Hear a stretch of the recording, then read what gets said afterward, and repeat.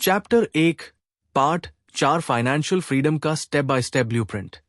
नमस्कार दोस्तों, अब तक हमने समझा कि फाइनेंशियल फ्रीडम क्या है, पैसा कैसे काम करता है और कौन सी फाइनेंशियल मिस्टेक्स हमें आर्थिक रूप से स्वतंत्र बनने से रोकती है।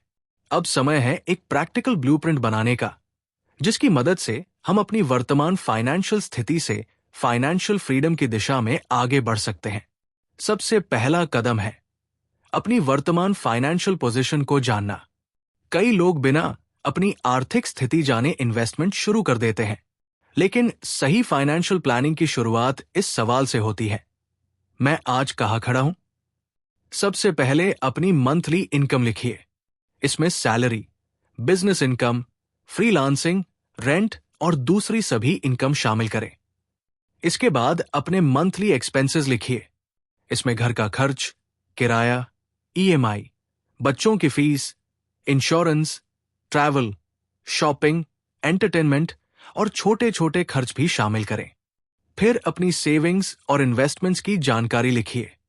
Bank balance, fix deposit, mutual funds, stocks, EPF, PPF, gold, bonds और अन्य एसेट्स की जानकारी एक जगह रखें। इसके बाद अपनी सभी लायबिलिटीज यानी लोन्स लिखिए। Home loan, car loan, personal loan, credit card outstanding और अन्य डेट। अब अपनी नेट वर्थ निकालिए।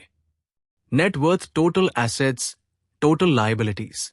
यही आपकी वास्तविक फाइनेंशियल पोजीशन को समझने का एक महत्वपूर्ण तरीका है।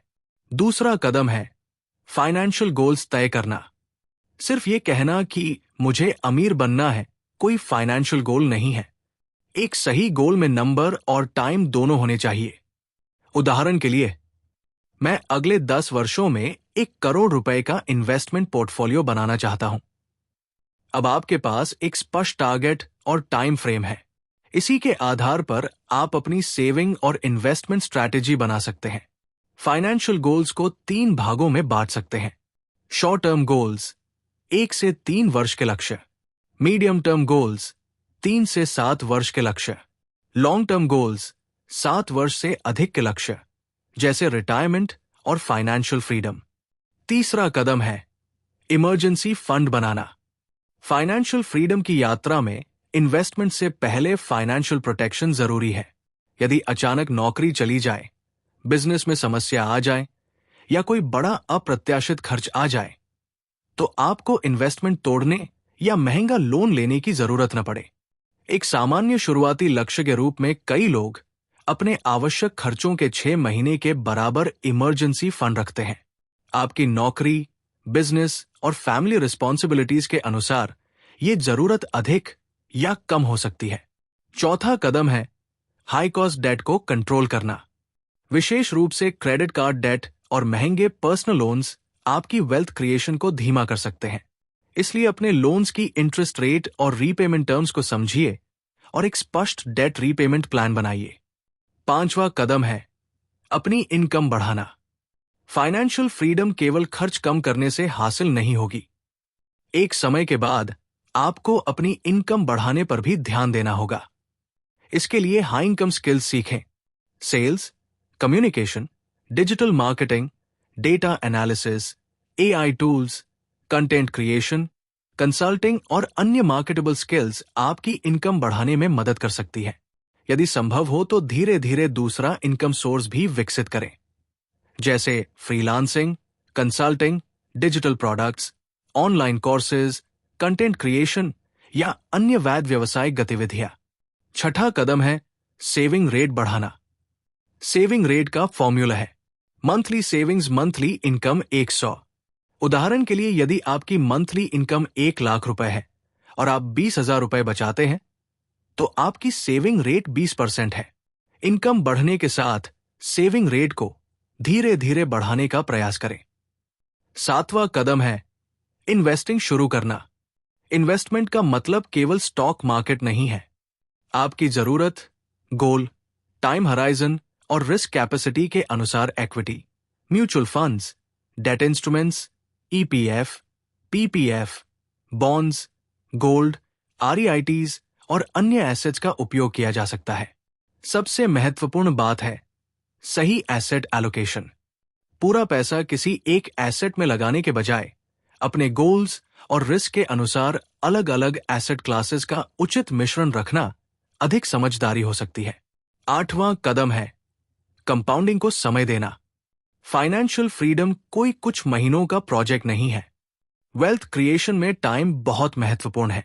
आप जितनी जल्दी सेविंग और इन्वेस्टिंग की सही आदत शुरू करते हैं, उतना अधिक समय आपके इन्वेस्टमेंट को ग्रो और कंपाउंड होने के लिए मिलता है।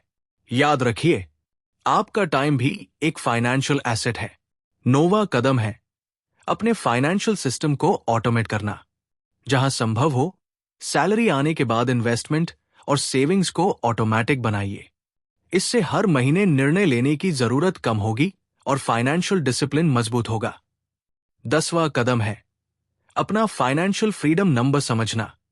फाइनेंशियल फ्रीडम के लिए कोई एक यूनिवर्सल नंबर नहीं होता। हर व्यक्ति का खर्च, फैमिली रिस्पॉन्सिबिलिटी, लाइफस्टाइल, एज और फ्यूचर गोल्स अलग होते हैं। इसलिए केवल ये मत सोचिए कि मुझे 1 करोड़ रुपए चाहिए। इसके बजाय ये समझिए कि भविष्य में आपकी जरूरत कितनी होगी और आपकी इन्वेस्टमेंट्स तथा पैसिव इनकम उस जरूरत को कैसे पूरा कर सकती है। अब अपने लिए एक 12 month financial freedom action plan बनाइए। पहले महीने अपनी फाइनेंशियल पोजीशन लिखिए। दूसरे महीने बजट बनाइए और मनी लीकेज पहचानिए। तीसरे महीने इमरजेंसी फंड शुरू कीजिए। चौथे महीने अपने हाई कॉस्ट डेट की समीक्षा कीजिए। 5वें महीने इंश्योरेंस और फाइनेंशियल प्रोटेक्शन की समीक्षा कीजिए। 6ठे महीने अपने इन्वेस्टमेंट गोल्स तय कीजिए। 7वें महीने अपने लॉन्ग टर्म इन्वेस्टमेंट सिस्टम की शुरुआत या समीक्षा कीजिए। 8वें महीने एक हाई इनकम स्किल सीखना शुरू कीजिए। 9वें महीने एडिशनल इनकम सोर्स पर काम शुरू कीजिए। 10वें महीने अपनी नेट वर्थ दोबारा कैलकुलेट कीजिए। 11वें महीने अपने इन्वेस्टमेंट्स और फाइनेंशियल गोल्स की समीक्षा कीजिए। 12वें महीने पूरे वर्ष का फाइनेंशियल रिव्यू कीजिए। अपने आप से पूछिए, क्या मेरी इनकम बढ़ी? क्या मेरी सेविंग रेट बढ़ी? क्या मेरा डेट कम हुआ? क्या मेरी नेट वर्थ बढ़ी? क्या मेरे एसेट्स बढ़े? यदि इन सवालों के जवाब सकारात्मक हैं, तो आप फाइनेंशियल फ्रीडम की सही दिशा में आगे बढ़ रहे हैं। अब एक नोटबुक निकालिए और उसके ऊपर लिखिए, फाइनेंशियल फ्रीडम की यात्रा आज से शुरू कीजिए। धन्यवाद।